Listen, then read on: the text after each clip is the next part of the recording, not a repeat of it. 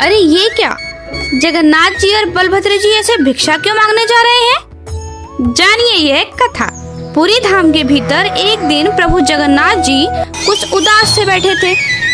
रोज रोज वही भोग, वही स्वाद, वही परंपरा। उन्होंने मुस्कुराते हुए लक्ष्मी जी से कहा, देवी क्या आज कुछ अच्छा भोग खाने को मिलेगा? लक्ष्मी जी ने आश्चर्य से पूछा, मतलब प्रभु? जगन्नाथ जी बोले, अरे देवी, रोज रोज एक ही तरह का भोग खाते खाते थक गया हूँ, कुछ नया स्वाद मिले तो मजा आ जाए। लक्ष्मी जी बोली, आज तो कुछ नहीं हो सकता प्रभु, आज का प्रसाद पहले ही सिद्ध हो चुका है, कल देखती हूँ कुछ नया। जगन्नाथ जी मुस्कुराए, पर उनके मन में आज कुछ अलग खाने की इच्छा थी। वह अपने बड़े भाई बलभद्र जी के पास गए। दाऊ, मैं रोज रोज एक ही भोग खाकर ऊब गया हूँ। बलभद्र जी ने हंसते हुए कहा, तो मैं क्या करूं? लक्ष्मी जी से कहो। जगन्नाथ जी बोले, अभी अभी तो वहीं से लौट रहा हूँ, उन्होंने भी मना कर दिया। बलभद्र जी ने हंसते हुए कहा, तो फिर क्या करने का इरादा है? जगन्नाथ जी ने शरारती मुस्कान के साथ कहा, चलो ना दाऊ, आज पुरी के भक्तों के घर चलते हैं, वहाँ कुछ अच्छा मिल ही जाएगा। दोनों ने निर्धन बालकों का रूप धारण किया और पुरी नगरी में घूमने लगे। पहले वह एक धनवान व्यापारी के घर पहुंचे। दरवाजा खटखटाया। व्यापारी बाहर आया और बोला, क्या बात है बच्चों? जगन्नाथ जी बोले, श्रीमान हम बहुत दूर से आए हैं, क्या कुछ भोजन मिलेगा? व्यापारी बड़ा कंजूस था, बोला, बिल्कुल खिलाता, पर आज तो घर में भोजन बना ही नहीं, क्या खिलाऊं तुम्हें? जगन्नाथ जी ने बलभद्र जी की ओर देखा और कहा, दाऊ, यहाँ कुछ मिलने वाला नहीं है, चलो आगे चलते हैं। अब वह एक ब्राह्मण के घर पहुंचे। ब्राह्मण उतना धनी नहीं था, पर सम्मानित था।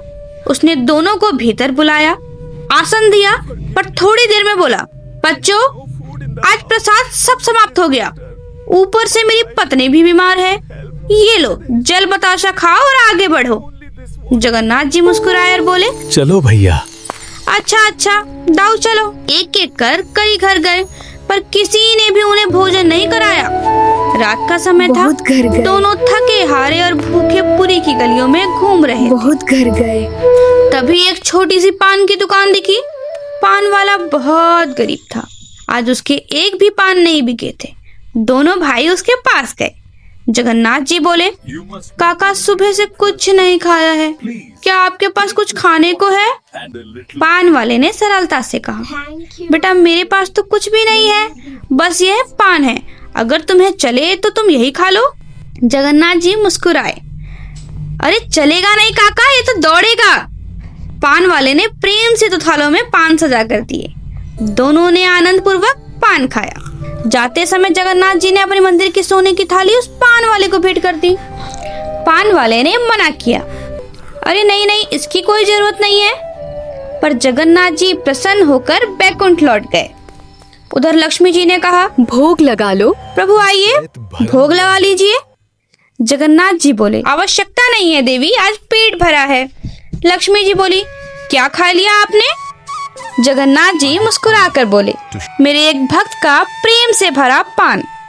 देवी लक्ष्मी जी ने कहा, धन्य है आप प्रभु, धन्य है आपकी भक्त वत्सलता, धन्य है आपका आपके भक्त के प्रति प्रेम, धन्य है वो भक्त। सुबह जब मंगला आरती हुई तो मंदिर में हंगामा मच गया। सोने की थाली गायब थी। पूरी नगरी में समाचार फैल गया। पान वाले के पास ये जब खबर पहुंची तो वह सब समझ गया, पर वो मंदिर नहीं गया क्योंकि उसे ज्ञात था प्रभु फिर आएंगे। उसके मन में लोभ नहीं, बस प्रेम और प्रतीक्षा थी। रात हुई, वे व्याकुल होकर बैठा रहा। तभी धुंधली रात में 2 बालक फिर से प्रकट हुए। जगन्नाथ जी बोले, काका आज पान नहीं खिलाओगे? पान वाले की आंखों में आंसू थे। उसने 2 थालों में पान सजाए और उनके चरणों में रख दिए। जगन्नाथ जी और बलभद्र जी ने प्रेम पूर्वक पान खाया। जगन्नाथ जी फिर से उन्हें अपना पटका देने लगे, तो पान वाला बोला, नहीं, अब यह नहीं चाहिए। जगन्नाथ जी ने पूछा, तो फिर क्या चाहिए काका?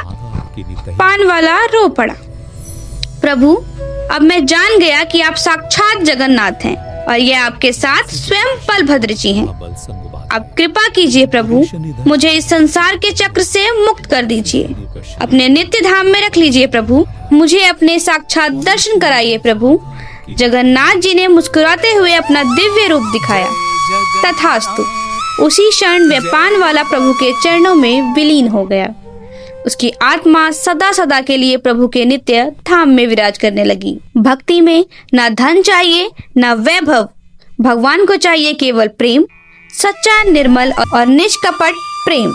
जहाँ प्रेम है वहीं जगन्नाथ है।